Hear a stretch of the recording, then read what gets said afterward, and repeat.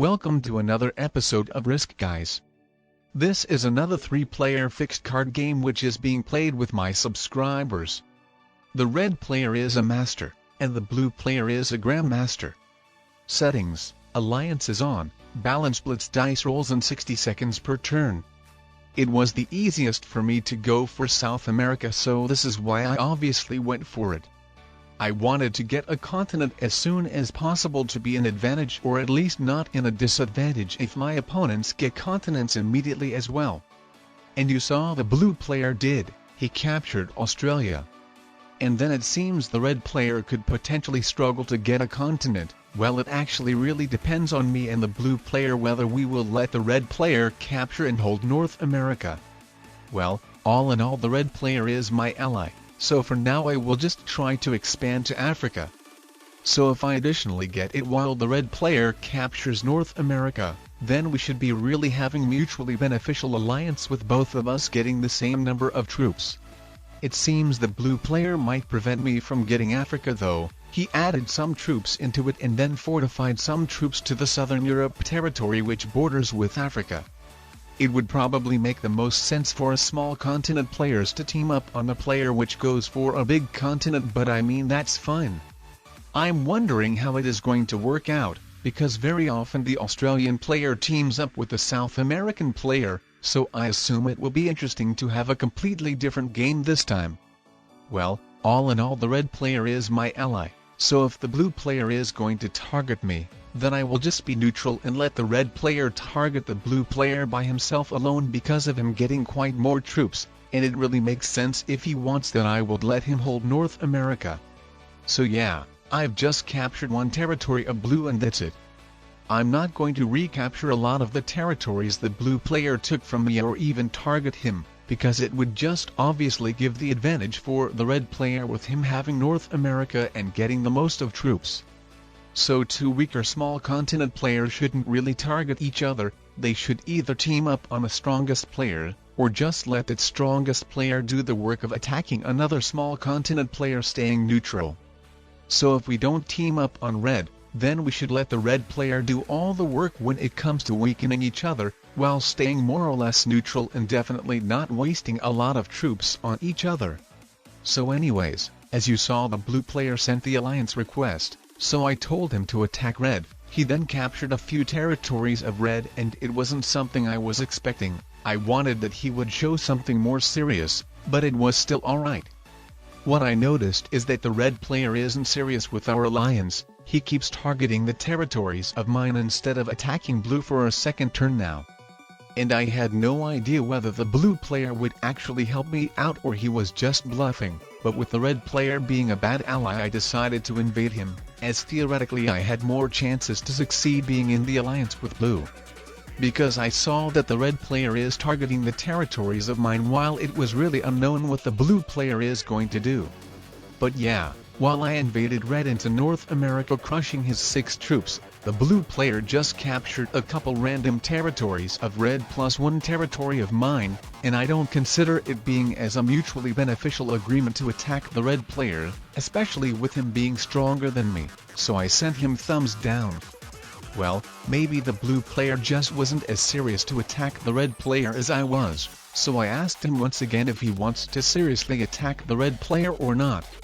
I sent the attack request for the blue player with thumbs up and thumbs down, and the blue player replied with thumbs up, so I crushed 5 troops army of red, and expected for the blue player to do something more as well than just capturing a couple territories of red. And thank God, this time he crushed an army of the red player as well, so after all maybe we will be able to properly team up on the red player. I especially didn't capture Africa so the blue player wouldn't think that I'm taking the advantage of him, but with the blue player capturing Europe, I'm going to capture it now if he doesn't get invaded into it. So let's actually see. And yeah, the red player didn't invade blue into Europe. So I'm capturing Africa now. And obviously with the blue player getting all those troops plus trading in a set having 5 cards, I didn't weaken the red player this turn.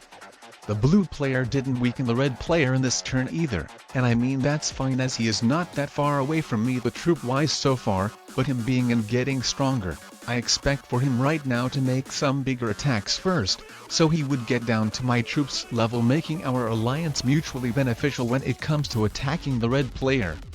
As you saw, even with me getting my continental troops, I was still having fewer troops than him, so this is why I didn't attack the red player this turn, so the blue player wouldn't take the advantage over me, especially with him getting more troops. I like our alliance, but I wouldn't like to sacrifice myself to give the blue player the advantage. All in all, I should be really careful about the balance of the game.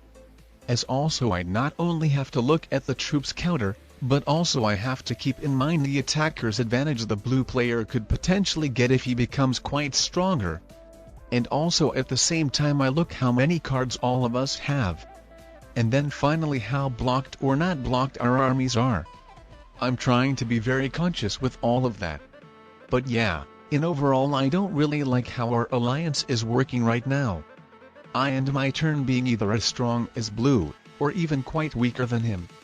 While the blue player always ends his turn having quite more troops than me. So if he just keeps hoarding troops, then I will have to betray and attack him. I won't have the other choice. I'm not going to wait till the blue player has as many troops as both of us combine. The only reason I let the blue player hold Europe and get more troops than me is because I expected that he would make the things mutually beneficial when it comes to teaming up on the red player. But since he is taking the advantage over me the troops wise and not showing the initiative to attack the red player, I decided it will be the best if I attack him now rather than letting him get even more of the advantage. So I sent the attack request for the red player to attack blue, but the red player ended up invading me instead, and that's fine as I totally understand his frustration. And as you saw, I ended up highly attacking the blue player anyways, because it just made the most sense, as if the strongest player doesn't help me out attacking the weakest player, then obviously I have to attack the strongest player over the weakest one. So hopefully after me showing the initiative to attack the blue player, the red player will consider teaming up with me now. I mean, with me being stronger I don't expect him to start highly weakening or crushing some troops into blue, but hopefully the red player doesn't target me. And then after he gets to my troops level, hopefully we will be able to properly team up on blue. And with the blue player being the Australian player, I think it would be the best if I and red let each other get a lot of troops by holding bigger continents. So I will let him capture North America and maybe even Europe to let him catch up to me the troops wise. Or maybe after all one of us will end up holding both of the Americas and the other one Africa plus Europe. Or I mean, I could have crushed the blue player's second biggest army, but then I would have ended up being the weakest, and then it's really unknown how the game would have gone. So by wanting to be safe I decided that it would be the best if we let each other hold big continents. As otherwise by ending up the weakest I would have risked to be the player who is the easiest to be teamed up on. The red player wouldn't necessarily stuck being in the alliance with me at all. So yeah, I of course would have preferred that one of us would hold both of the Americas when another one Africa plus Europe, but with the red player being weaker right now, for now it will be fine if he holds North America plus Europe while I South America plus Africa. And I mean, I neither moved out from South America nor from Africa, so yeah, I think it just made the most sense to capture Africa and put my North African army to the Middle East so I and the red player would be able to protect each other. And yeah, the blue player, seeing that we set up the trap for the Australian player, obviously invaded both of us into our continents when he still had the opportunity to do so easily, then fortifying his biggest army to Africa, so he would be sure that we don't set up the same strategy once again by simply recapturing our continents. So I'm gonna admit it was a very smart move made by the blue player. The least thing was needed for him that we would be crushing a lot of troops into him letting each other hold big unguarded between ourselves continents. Well, by not being sure what the blue player's next plans will be, I decided that it would be better that if I don't give away South America to him. As with blue being the South American player and with red the Australian player, they could team up to prevent me from holding any continents. So of course the blue player would have had to do all the work by himself firstly until the red player catches up the troop-wise, so I didn't want to possibly risk it. But yeah, it seems we will be friends with the blue player once again now. He captured Africa and said to me to attack his territory if I need to, probably indicating to capture South America, or maybe he wanted that we would capture and let each other hold big continents and trap the red Australian player. But whether he just wanted for me to capture South America or both of the Americas, I decided to capture both of the Americas and see how it goes for me. Of course I didn't know if I could trust blue, but in any case I didn't really have anything to lose besides one of my smaller armies being crushed. I wanted that the blue player would have guarded us by splitting his army in the Middle East and Ukraine, but the red player didn't invade us anyways, so that still worked out. So what I just did is crushed all the troops I've got into the red player to encourage the blue player do the same. The blue player was thinking for a little bit if he should actually crush the troops into red, but at the end he did that. And I mean that's right, with the red player getting very weak, he should be very careful with his decisions, as otherwise the game could be given away to me. And the same thing could happen to me if I won't be very conscious with it. So it's good to think twice in situations like this one, which could be very crucial with any mistakes. Anyways, I didn't expect for the red player to invade blue, but maybe it was good because the blue player will be forced to betray me now. On the other hand, it almost gave me the possibility to take one of them out. I was taking a deep look on the whole situation on the board and the troops counter, but I think if I had taken out the red player, then the blue player would have had the advantage over me in the endgame, with him having one big army comparing to lots of my territories made of ones. Or if I had taken the blue player out, then with the red player very likely having a set at 4 cards, he would have broken through all of my continents and then fortifying his army from the blocked place, possibly having the advantage over me too. Well, I'm not totally sure, to be honest. And maybe it would have really depended on the blitz rolls. But all in all, I wanted to play safe, so at the end I decided to just continue weakening the red player, so the blue player would potentially still stick in the alliance with me, letting me hold both of the Americas.